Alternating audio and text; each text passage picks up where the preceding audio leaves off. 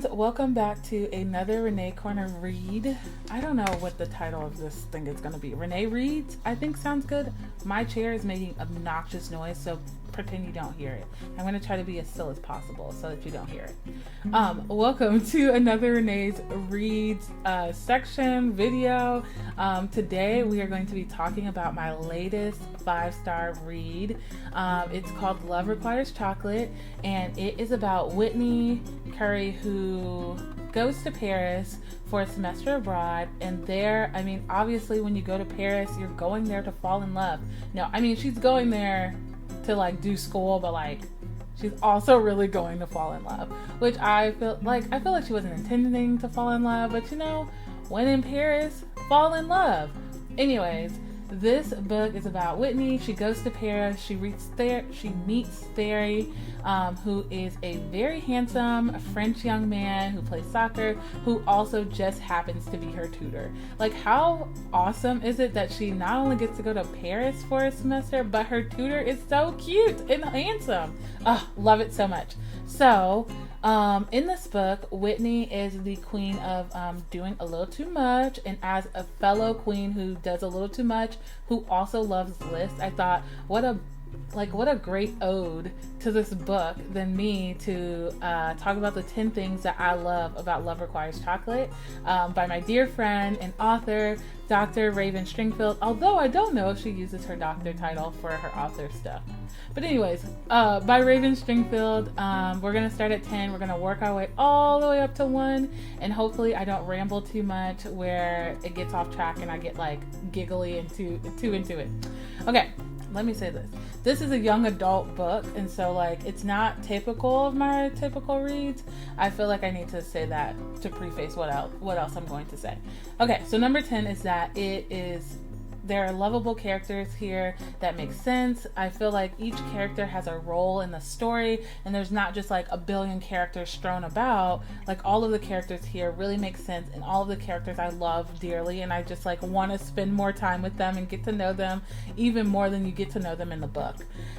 Number 9 is a grumpy-ish sunshine trope, which is like probably one of my favorites to read right now. Obviously because I am a sunshine person, and I tend to just like that storyline of grumpy sunshine. Now, I will say that Terry is not super grumpy. He's like grumpy-ish. So like he just is like misunderstood, and he's a teenage boy, and they're kind of like brooding. And so grumpy sunshine trope, love that. Chef's Kiss is one of my favorites right now. Number 8 is that one of the things that I love about this book is that it's an ode to theater kids everywhere. Kids who love performing, kids who love creating, kids who love to like be a part of the crew of shows, kids who just are like just theater kids. Like that's all there is to it, really, to describe them. And so Whitney is obviously a theater kid, and I feel like that makes up a good portion of like who she is as a performer and as somebody who creates her own magic in Paris.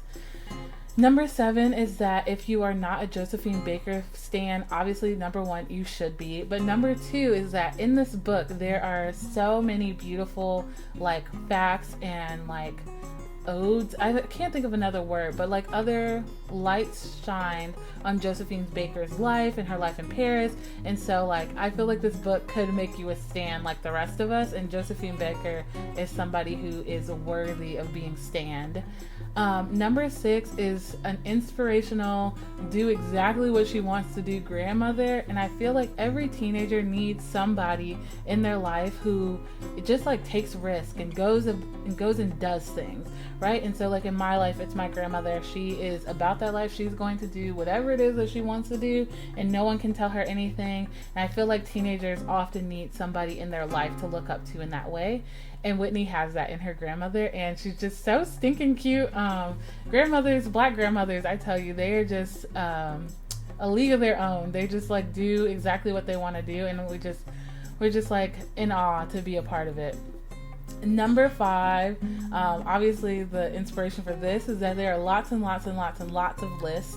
As somebody who is also a list making queen, as Whitney is, I love a good list. I make lists about everything. My notes app full of lists, and Whitney is the same way. This book is the same way. There's so many lists, and it's just like a fun part of this story and a fun part of who Whitney is. Number 4, one of my favorite parts of this book was when Whitney goes to go get her hair braided in Paris. It's just one of those things that's like very mundane, but like the way that Raven writes about it makes it beautiful and makes it like so sacred and like there's not like awe-inspiring almost of like there's this very mundane thing that like Black people do. They go get their hair braided, but there's something like sacred and beautiful about it too, where like I feel like on average like people just looking in are like, oh, she's just getting her hair braided, but like there's like artistry and like beauty and like magic in doing Black people's hair, especially natural hair, especially getting your hair braided. And so I feel like Raven does a beautiful job of like highlighting the beauty in the mundane and like creating some magic in that scene that just like warms my heart as somebody who like often is looking for magic in the world and often looking for beauty in the mundane. Number 3 is a doing too much fashionista queen. Whitney Curry is one of my favorite parts of this book. There's so much of Whitney that is like me in high school, who was just like doing way too much. Like sometimes you just want to be like, Whitney, calm down, take a breath, sis. But as somebody who was also like that as a teenager, it's just so fun to see a teenager who's just trying to figure it out and trying to figure out who they are. Number 2 is Theory, a Parisian French young man who is handsome and athletic, and like I feel like he might fall first for Whitney. That might be a hot take, but I feel like they fall for each other, and he is just like so stinking adorable and like easy to love. Like even when he's grumpy and like not like really like warm and fuzzy like Whitney is, like he is kind of like warm in his own way and like does his own kind of style of like caring about people, and I just love it. Number 1 on this list, I have texted Raven about this already, is the chocolate shop scene. Listen, friends. If you do nothing but read this book for that, listen, I can't even tell you too much about what happens in the chocolate shop, but let me tell you, it is good. It is so good. It's gas, fire, so good. Obviously, this book is so good. Like I enjoyed every moment of it. Obviously, because I'm raving about it on my channel. But I just feel like this is just that scene. Chef's kiss. Raven, you are a talented writer, and the gas you put in that scene, girl, woo, had me having butterflies and kicking my feet and giggling all for like 2 days. It was just so good and just so like sugary sweet. Obviously in the chocolate shops, so sugary sweet is just how it has to be. And so those are the 10 things I love about Love Requires Chocolate. I hope that you all go get it. It comes out tomorrow, and so you can order it online right now. You can pre-order it, or you can order it like if you're watching this sometime after tomorrow. Tomorrow being August 20th. If you're watching it after August 20th, 2024, you can order it at Barnes & Noble, anywhere you can get books, bookshop.org, and other places like that. You can order it. I hope that you do order it. I hope that maybe if there's a young adult in your life who you want to inspire and loves romance books, get them this book. And yeah, it was just a fun read. It was just very light and fun and adorable and giggly, and I just had a great time reading it. I sped through it because I was like, this is gas. Insert this book into my veins. It was just so good. All that to say, thank you so much for hanging out with me. I hope that you all go read Love Requires Chocolate. It was just chef's kiss. I loved it from beginning to end.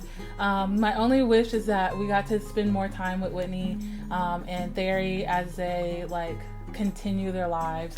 But honestly, I feel like that with all the books I read. I just love and get attached to all these characters and I never want to leave them. But such is life with books. Thank you so much for watching this far. If you've watched this far, leave like a Paris emoji. So like a croissant or the Eiffel Tower or something Parisian. Maybe a beret. I don't know if there's a beret emoji. But thanks so much for watching. If you watch this far, leave those emojis. Make good choices. Drink water. Move your body. Eat good. Do something that brings you joy every single day. And I will see you guys next week. Bye!